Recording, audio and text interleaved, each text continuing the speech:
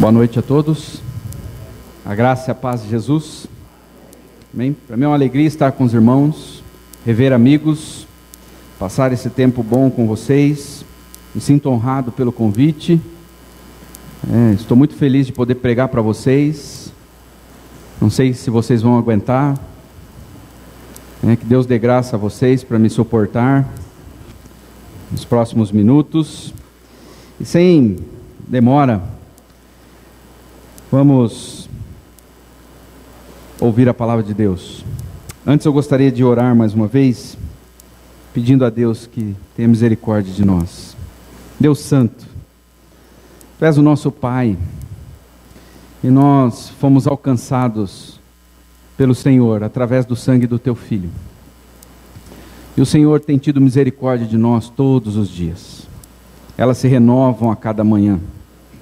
E elas são as causas, a misericórdia do Senhor é a causa de nós não sermos consumidos. Por isso estamos aqui nesta noite.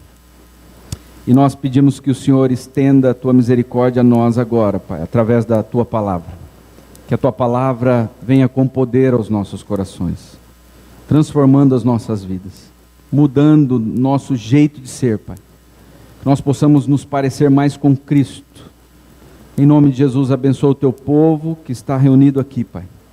E se existe alguém no nosso meio que ainda não é salvo, que o Teu Espírito Santo quebre o coração dele nesta noite e salve ele para a glória do Teu nome, ó Deus. Que o Teu Espírito Santo mude a vida desta pessoa, Pai, e que ele possa experimentar das insondáveis riquezas de Cristo. Em nome de Jesus. Amém. Amém? Vamos abrir as nossas Bíblias. Carta do apóstolo Paulo aos Efésios, capítulo 3, nós vamos ler do versículo 14 ao 21. O tema desta noite é a oração como fonte de um avivamento pessoal. A oração como fonte de um avivamento pessoal.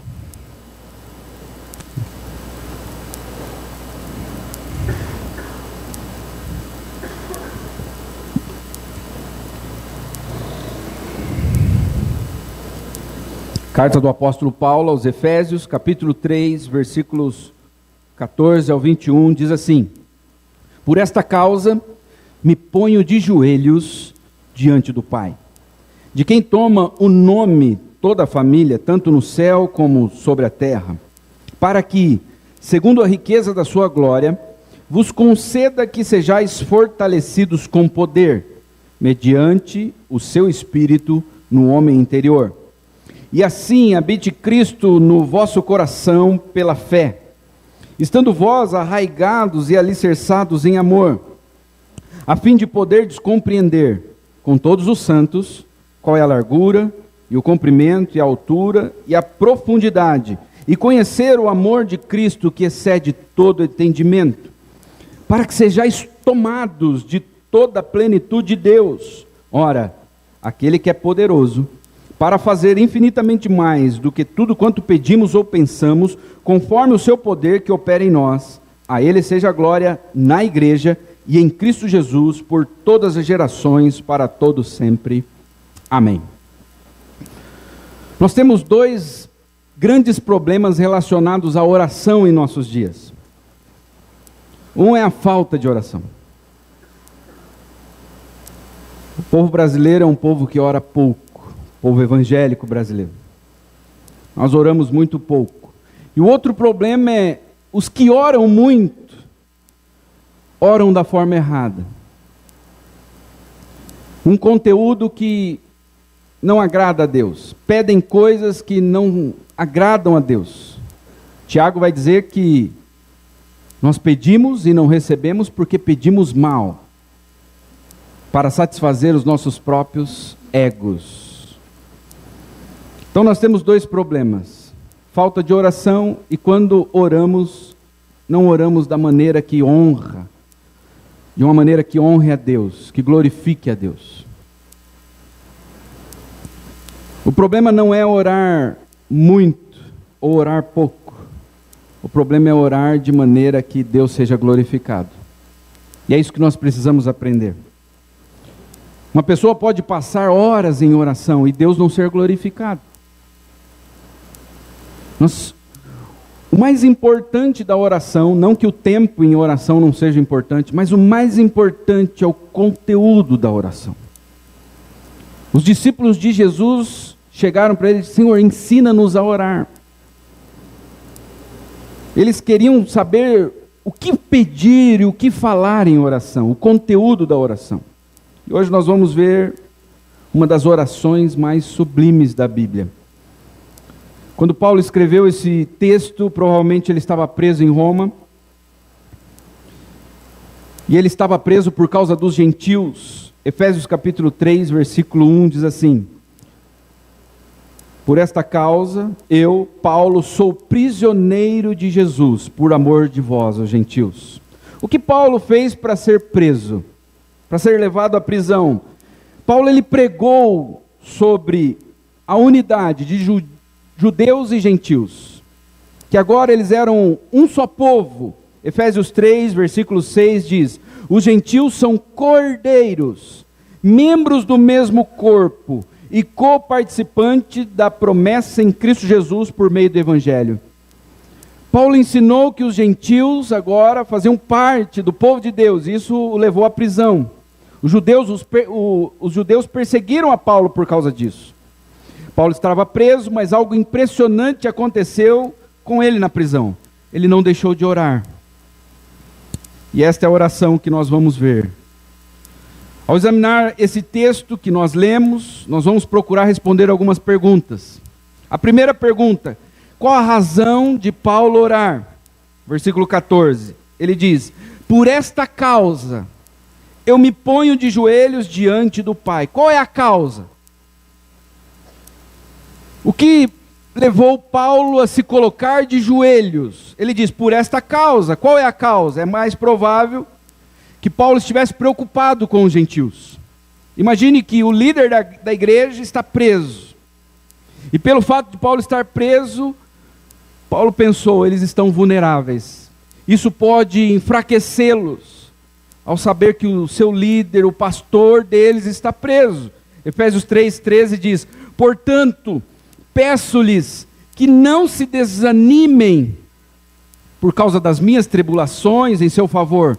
Paulo sabia que o fato dele estar preso poderia causar desânimo na igreja. Então ele diz: eu me coloco de joelhos por vocês, para que vocês não enfraqueçam, para que vocês não desfaleçam. Então esta foi a causa de Paulo se colocar de joelhos. Como Paulo orou? É a segunda pergunta. Versículo 14 ele diz: por esta causa me ponho de joelhos diante do Pai. Entre os judeus, a posição mais comum de oração era em pé. Ajoelhar-se para o judeu era um sinal de profunda emoção e fervor.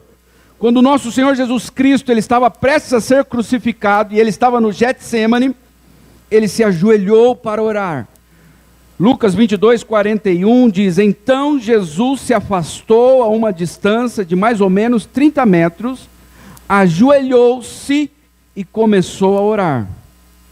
A palavra de Deus, ela não define uma forma pela qual nós devemos orar.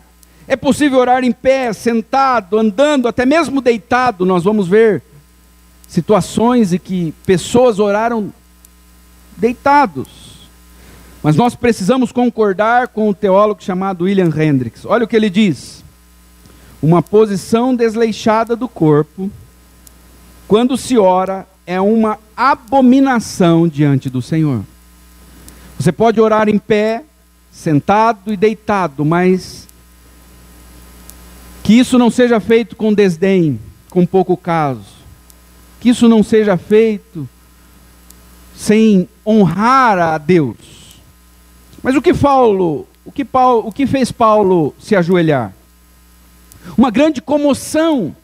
Ele estava diante de Deus, e isso o fez se ajoelhar. Mas não foi só porque ele estava diante de Deus, mas pelo conteúdo do que ele iria orar. Isso encheu o coração de Paulo. O conteúdo da sua oração o colocou de joelhos. A quem Paulo orou? É a terceira pergunta. Versículo 14, o 15 diz: por esta causa me ponho de joelhos diante do Pai, de quem toma o nome toda a família, tanto no céu como sobre a terra. E aqui nós temos uma observação. O fato de Paulo estar diante do seu Pai não dava a ele o direito de se portar de qualquer maneira. Então nós já respondemos 3 perguntas. Qual é a razão de Paulo orar? Ele estava preocupado com aquela igreja para que eles não desanimassem. Como ele orou? Ele se ajoelhou. E a quem ele orou? Ele orou ao Pai. Agora a 4ª pergunta é: quais foram os pedidos de Paulo na oração? Primeiro, Paulo pede por fortalecimento. Versículo 16 diz: para que, segundo a riqueza da sua glória, vos conceda que sejais fortalecidos com poder, mediante o seu Espírito, o Espírito Santo, no homem interior. Paulo ora para que o Espírito Santo fortaleça aqueles irmãos. E por que eles precisariam estar fortalecidos? Porque eles iriam enfrentar ataques de Satanás. Eles iriam enfrentar tentações da sua própria carne. Eles iriam enfrentar dúvidas, depressão, temores, desânimo. Eles iriam se sentir tentados a desobedecer. Eles precisavam da força, do poder do Espírito Santo para obedecer, para enfrentar as muitas tribulações que viriam. Então Paulo diz: eu me coloco de joelhos e eu peço para que o Espírito Santo fortaleça vocês. O Espírito Santo venha fortalecê-los. O que mais Paulo pede em oração? Quais foram os pedidos? Em segundo lugar, uma experiência mais intensa com Cristo. Versículo 17, a parte A diz: e assim habite Cristo no vosso coração pela fé. Paulo ora para que Cristo habite no coração daqueles irmãos. Mas aí surge uma pergunta: Cristo já não habitava no coração daquela igreja? Aqueles irmãos não eram salvos? Sim. Paulo já havia dito que eles haviam ressuscitado com Cristo e eles estavam assentados com Cristo nos lugares celestiais. Em Efésios 2,6 ele diz: Deus nos ressuscitou com Cristo e com Ele nos fez assentar nos lugares celestiais em Cristo Jesus. Cristo já habitava no coração daqueles irmãos. Mas aí Paulo diz que Cristo habite. Esta é a minha oração. Então por que Paulo orou? Para que Cristo habitasse no coração daqueles irmãos. Existem 2 palavras no grego para habitar. Primeiro, habitar no sentido de um viajante que se hospeda em um hotel. Ele pernoitou naquele lugar. Ele chegou, habitou ali, mas não é uma habitação fixa. Ele apenas passou uma noite ali. Uma outra palavra no grego para habitar é habitar, fixar sua residência. E Paulo já havia dito que Deus tinha dado aos Efésios o privilégio de se juntar aos judeus para se tornarem juntos a morada de Deus. Eles já eram morada de Deus, Efésios 2:22. Nele vocês também estão sendo juntamente edificados para se tornarem morada de Deus por seu Espírito. Aqueles irmãos eram pedras vivas do templo de Deus. Eles estavam sendo edificados para ser morada de Deus. Todo aquele que foi salvo tem Cristo habitando em seu coração, Gálatas 3:27. Pois os que em Cristo foram batizados, de Cristo se revestiram. O que Paulo estava orando era para que eles tivessem uma maior percepção. Cristo já habitava no coração deles, mas o que Paulo queria agora é que eles percebessem, que eles tivessem uma percepção maior da realidade de Cristo dentro deles. E esse é o desejo de Deus para nós, para você. Cristo já habita no teu coração, mas nós devemos orar: Deus, que eu possa ter uma percepção maior do que significa ter Cristo vivendo em mim. Gálatas 2:20 diz: fui crucificado com Cristo, assim já não sou eu quem vivo, mas Cristo vive em mim. A vida que agora vivo no corpo, vivo-a pela fé no Filho de Deus que me amou e se entregou por mim. Será que nós podemos dizer isto nesta noite? Já não sou mais eu quem vivo, mas Cristo vive em mim. Será que você pode dizer isso? Isso é ter uma percepção, isso é chegar num nível espiritual elevado ao ponto de dizer: eu não vivo mais, mas é Cristo que vive em mim. E é isto que Paulo está orando para aqueles irmãos, para que eles tenham essa experiência de ter uma percepção maior de que Cristo vive neles e que eles não vivem mais. Então Paulo ele orou para que eles fossem fortalecidos pelo Espírito Santo, que eles tivessem uma maior percepção da habitação de Cristo neles. E em terceiro lugar, para que eles tivessem um aprofundamento no amor fraternal. Versículo 17 diz: e assim habite Cristo no vosso coração pela fé, estando vós arraigados e alicerçados em amor. Que eles estivessem arraigados e alicerçados, que eles se aprofundassem no amor de uns para com os outros. É isso que Paulo está pedindo aqui. Porque esta nova comunidade, sabe por que Paulo ora isso? Porque esta nova comunidade agora era formada de judeus e gentios. E essas duas raças eram inimigas, agora eles estão na mesma igreja. Então Paulo ora para que eles aprofundem no amor. Nesta comunidade não havia só judeus e gentios, mas mulheres e escravos. Pessoas que eram desprezadas naquela época, pelaquela cultura, pelaquela sociedade. Então Paulo usa duas palavras: arraigados, é uma linguagem da botânica, que significa enraizados. É a ideia de um cedro. O cedro ele tem raízes profundas, ele enfrenta ventos e ele enfrenta seca. Ele consome por dia 180 litros de água.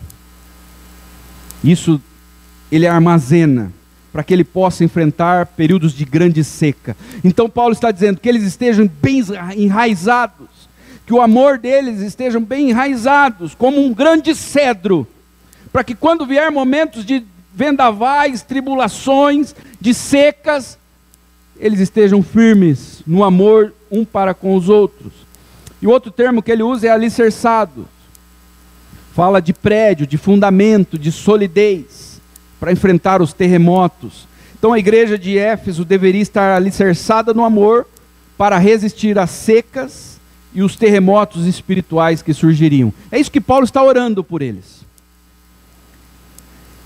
Em quarto lugar, Paulo ora para que eles conheçam o amor de Cristo. Versículo 18 e 19 diz: a fim de poder compreender com todos os santos qual é a largura, o comprimento, a altura e a profundidade, e conhecer o amor de Cristo que excede todo entendimento. Que vocês conheçam, que vocês tenham conhecimento do amor de Cristo. É isso que vocês deveriam pedir em oração, e é isso que eu oro por vocês. O conhecimento do amor de Cristo deveria ser com todos os santos, para que não fosse uma experiência limitada, todos eles deveriam experimentar isso. E aí Paulo fala em largura, comprimento, altura e profundidade. O que isso quer dizer? É a imensurabilidade, algo que não se pode medir.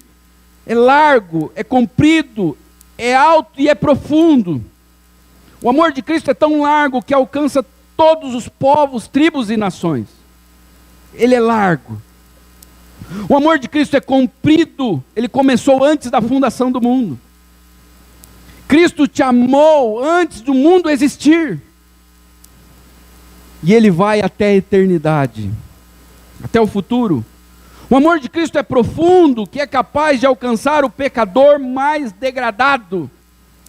Ele é profundo, ele põe a sua mão no lamaçal, no charco de lodo, e ele te tira de lá.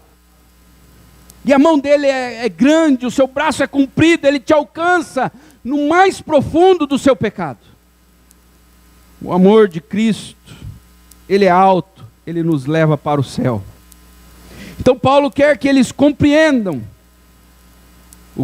a largura, o comprimento, a altura e a profundidade do amor de Cristo. Paulo orou para que eles conhecessem o amor de Cristo que excede todo entendimento. Em quinto lugar, ele pede para que eles sejam cheios de toda a plenitude de Deus. Por isso a oração como fonte de avivamento pessoal é orar isso aqui. Versículo 19, a parte B, ele diz: para que sejais tomados de toda a plenitude de Deus. Pare para pensar nessa frase.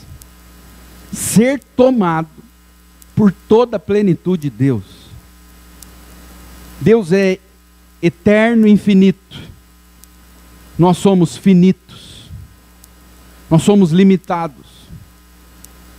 Nós somos um vasinho de barro rachado. Agora imagine ser tomado, inundado por aquilo que é eterno e infinito. Paulo está pedindo isso, que ousadia. Para que a gente seja tomado, para que a gente transborde da plenitude de Deus. Tudo em nós seja cheio de Deus. Isso é avivamento. E aí a gente percebe que Paulo está fazendo uma oração trinitária. Primeiro ele pede para que eles sejam fortalecidos com o poder do Espírito Santo. Depois ele pede para que Cristo habite no coração deles, para que eles percebam, tenham uma percepção maior da habitação de Cristo, para que eles compreendam o amor de Cristo. E por último ele pede para que eles compreendam a plenitude de Deus. Então Espírito Santo, Cristo e Deus. Paulo orou para que os efésios alcançassem o maior nível espiritual que um crente pode alcançar, que é o nível ideal para todo crente. Eles deveriam ser cheios até o limite. Eles deveriam ser cheios até a plenitude de Deus, que é possível a um ser humano. O alvo de Deus para o seu povo é altamente elevado, irmãos. Esse é o desejo de Deus. Deus, ele deseja algo elevado para nós, não uma vida medíocre espiritual, mas uma vida robusta, uma vida contagiante, uma vida cheia do Espírito. 1 Pedro 1,16 diz: pois está escrito, sejam santos, porque eu sou santo. Veja que o nível que Deus quer de nós é um nível elevado. Mateus 5,48 diz: portanto, sejam perfeitos, como perfeito é o Pai Celestial de vocês. E Efésios 4,13 e 14 diz: até que todos cheguemos à unidade da fé e ao conhecimento do Filho de Deus, a homem perfeito, à medida da estatura completa de Cristo, para que não sejamos mais meninos e inconstantes. Veja que o nível de Deus para nós é Cristo. O alvo de Deus para a sua vida é que você se torne a medida de Cristo. Então Paulo orou para que isso acontecesse com aquela igreja. O que nós vimos? Qual a razão de Paulo orar? Ele orou porque ele estava preocupado. Como ele orou? Ele se ajoelhou porque ele estava comovido. Ele orou ao Pai. E quais foram os pedidos de Paulo na oração? Fortalecimento pelo Espírito Santo, uma experiência mais intensa com Cristo, aprofundamento no amor fraternal, para que eles conhecessem o amor de Cristo, e para que eles fossem cheios de toda a plenitude de Deus. Olha que oração. Agora, o que deu confiança a Paulo para pedir o que pediu? Como é que você pede algo tão ousado? Como é que você coloca um pedido desse diante de Deus? Um pedido tão ousado. O que deu confiança a Paulo? Em quinto lugar, versículo 20. Um versículo que é totalmente distorcido nos nossos dias, porque ele é tirado fora do contexto. Agora veja ele dentro deste contexto, de tudo que ouvimos até agora. Por que Paulo pediu o que pediu? Olha o que ele diz: ora, aquele que é poderoso para fazer infinitamente mais do que tudo quanto pedimos ou pensamos, conforme o seu poder que opera em nós. Tudo isso que eu pedi é elevado, mas Deus pode fazer infinitamente mais. Eu pedi fortalecimento no Espírito, mas Deus pode dar mais. Eu pedi para que eu compreenda a presença de Cristo em meu coração, mas Deus pode me dar mais. Eu pedi para que a gente fosse arraigado no amor, mas Deus pode fazer mais. Eu pedi para que a gente compreenda o amor de Cristo, a sua largura, profundidade, altura, seu cumprimento, mas Deus pode fazer infinitamente mais. E eu pedi para ser cheio de toda a plenitude de Deus, e Deus é poderoso para ouvir a nossa oração e nos dar muito mais do que isso. Paulo tinha essa confiança, não por causa dele, mas por causa para quem ele orava. A confiança estava a quem ele orava. Ele orava a Deus, que é poderoso. Em versículo 21 ele diz: a ele seja a glória na igreja e em Cristo Jesus por todas as gerações, para todos sempre. Amém. A ele seja a glória. O que nós podemos aprender então nesta noite com a oração de Paulo? Em primeiro lugar, como está a sua vida de oração? Como está a nossa vida de oração? Paulo, mesmo preso, ele não deixava de orar. Ele estava preso em Roma e ele estava orando pelas igrejas. O que tem atrapalhado a tua vida de oração? O que tem tirado você de passar um tempo aos pés de Cristo? Crente que não ora é igual ateu na prática. Crente que não ora é igual ateu na prática. Por quê? O ateu, tudo que ele vai fazer, ele não ora. Ele não crê que existe Deus. Ele vai comprar algo, fechar um negócio, ele não ora. E o crente, quando não ora, ele é igual um ateu. Ele está dizendo: eu não preciso de Deus, eu não dependo de Deus, eu posso tomar as minhas próprias decisões. O ateu, ele não ora para comer, ele não ora para se casar, ele não ora para mudar de emprego, ele não ora por nada. E quando nós não oramos, nós estamos sendo iguais aos ateus. Como está a sua vida de oração? Qual tem sido a qualidade das suas orações? Paulo, ele orou pedindo o quê? Dádivas espirituais. Se você fizer uma lista dos pedidos espirituais e dos pedidos temporais, de coisas terrenas e passageiras, qual lista será maior? O que você mais pede em oração? Carro, casa, família, filho, dinheiro, cura. O que você mais pede em oração? Veja o que Paulo pediu aqui.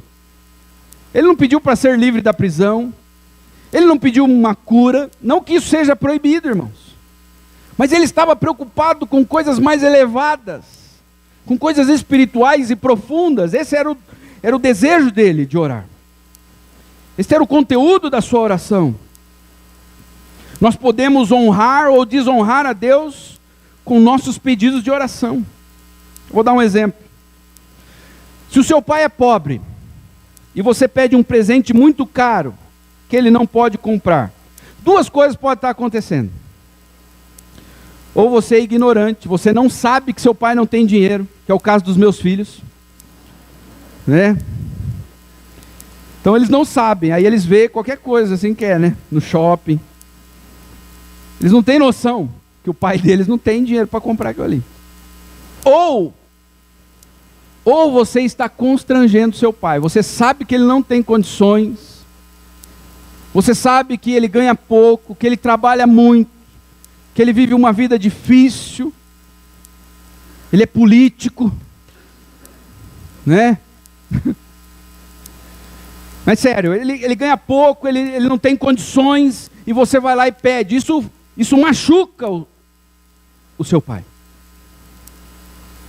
Porque você quer andar igual aos outros, você quer ter o mesmo tênis que os outros têm, mas seu pai não tem condições, e você vai lá mesmo assim e pede, sabendo da condição dele. Você está desonrando seu pai ao fazer isso. Isso é uma desonra. Agora vamos imaginar o contrário. O seu pai é o homem mais rico do mundo, e ele diz: peça o que você quiser e eu te darei. Aí você pede um carrinho ou uma boneca de plástico do R$1,99. Seu pai é o homem mais rico do mundo, do universo. Duas coisas podem estar acontecendo. Ou você é ignorante, você não tem consciência do poder aquisitivo do seu pai, você é uma criança, você é infantil, você é um menino em Cristo. Você está diante do ser mais poderoso do universo, e você pode pedir o que você quiser, e aí você pede um carrinho de plástico do 1,99. Você pode ser ignorante em relação àquilo que é bom.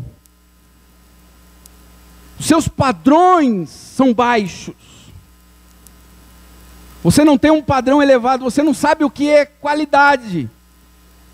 Então você pede algo inferior, e você poderia usar o privilégio que você tem, você é filho, para pedir aquilo que é mais elevado.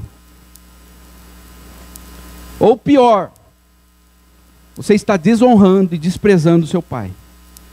Você tem consciência do poder aquisitivo que seu pai tem. E você sabe aquilo que é precioso, mas mesmo assim você diz, eu não quero. Eu quero o carrinho do 1,99.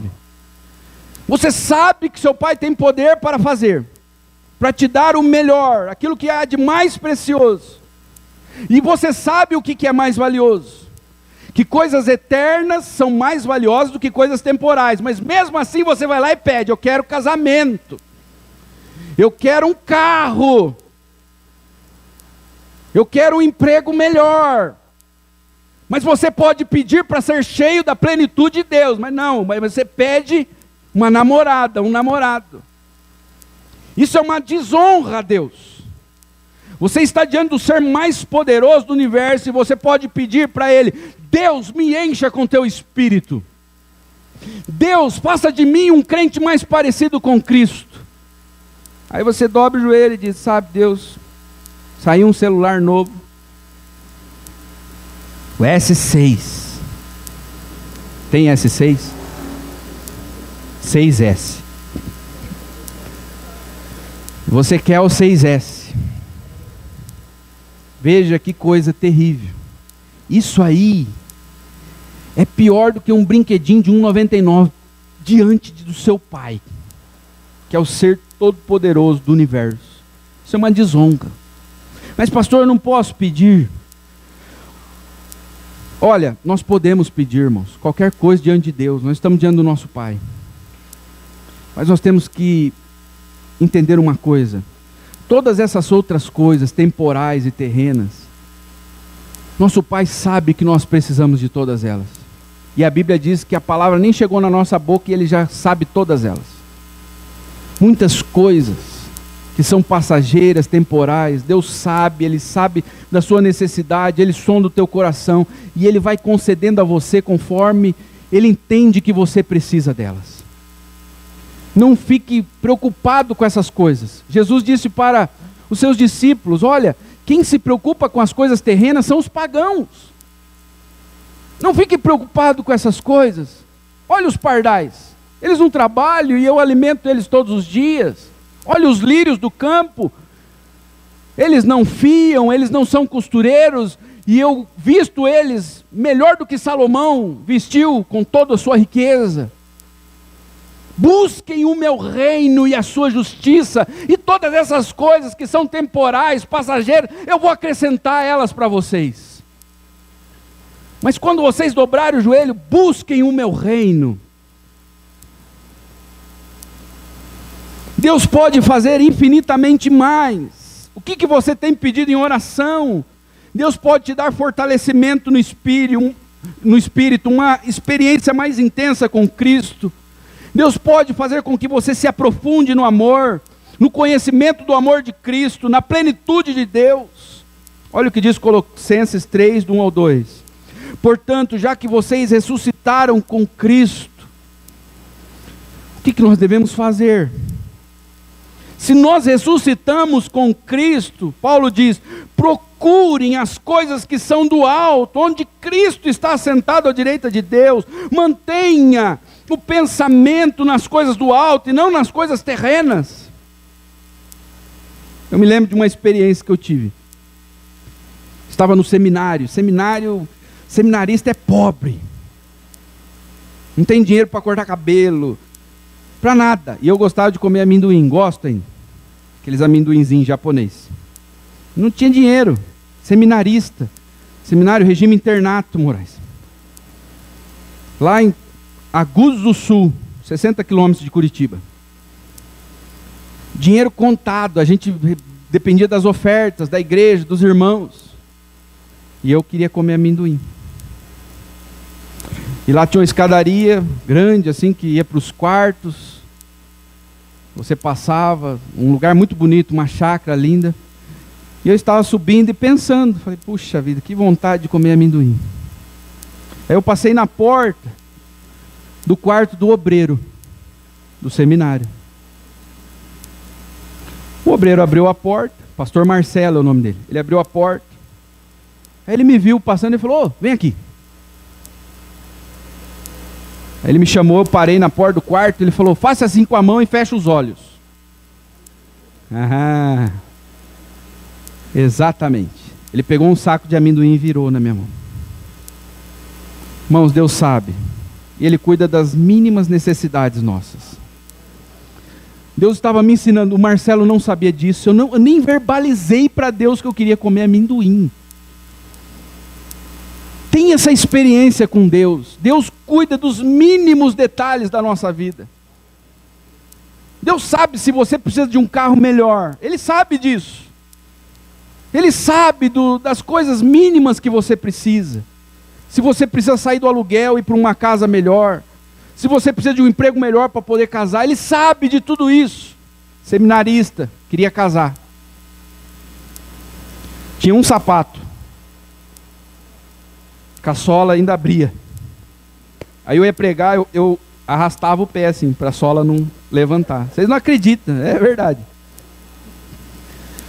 Falei, meu Deus, como é que eu vou tirar essa mulher de lá, da casa do pai dela, para casar comigo? O pai dela, bancário, aposentado, gerente de banco. Ela, curitibana, dos olhos azuis, loira. Eu, missionário, pé rapado. Falei, tô lascado, Deus. Fui num culto, pastor pregando. Falou, olha, vocês que estão preocupados em casar e não têm condições, vem aqui na frente. Eu fui o primeiro. Aí tinha um monte de gente. Aí ele virou para mim e falou, ele falou, irmão, Deus falou comigo. Ele vai te dar tudo. Isso numa outra cidade, eu estava num trabalho missionário em Mogi das Cruzes. Falou isso aí, eu falei, tá bom. Foi chegando perto de casar. Deus foi abrindo as portas. Eu não pedi nada em oração, nós ganhamos tudo. Ganhamos a festa, ganhamos casa, ganhei até um carro. E eu nunca pedi. Não se preocupe com essas coisas, irmãos. Deus sabe das necessidades do seu coração. Eu estava vendo uma kitnet para morar com a minha esposa. Nada contra kitnet. Se Deus quiser que você vá para uma kitnet, você vai. E vai ser bênção lá. Muitos filhos surgirão lá.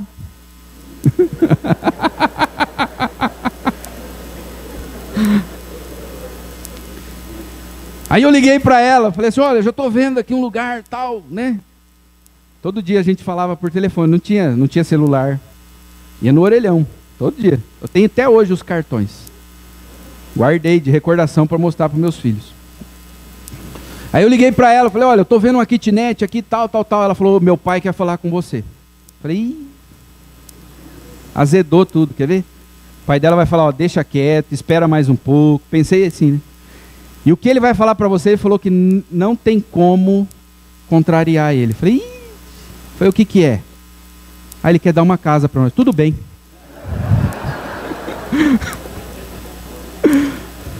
Ele falou já para você ir vendo aí. Deus é bom, irmãos. Deus é bom.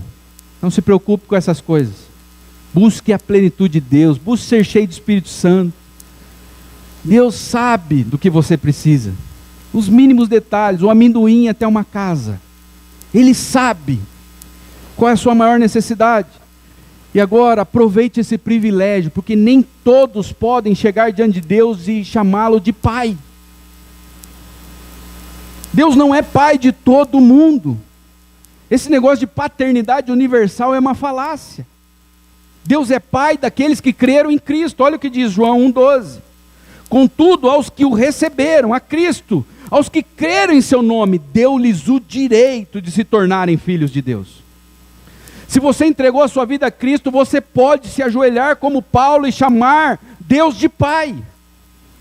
Romanos 8,15 diz, Pois vocês não receberam um espírito que os escravize para novamente temer, mas receberam o espírito que os adota como filhos, por meio do qual clamamos, Abba, Pai. Hebreus 4,16 diz: aproximemo-nos do trono da graça com toda a confiança, a fim de recebermos misericórdia e encontrarmos graça que nos ajude nos momentos de necessidade. Hebreus 10,19 diz: portanto, irmãos, temos plena confiança para entrar no Santo dos Santos pelo sangue de Jesus.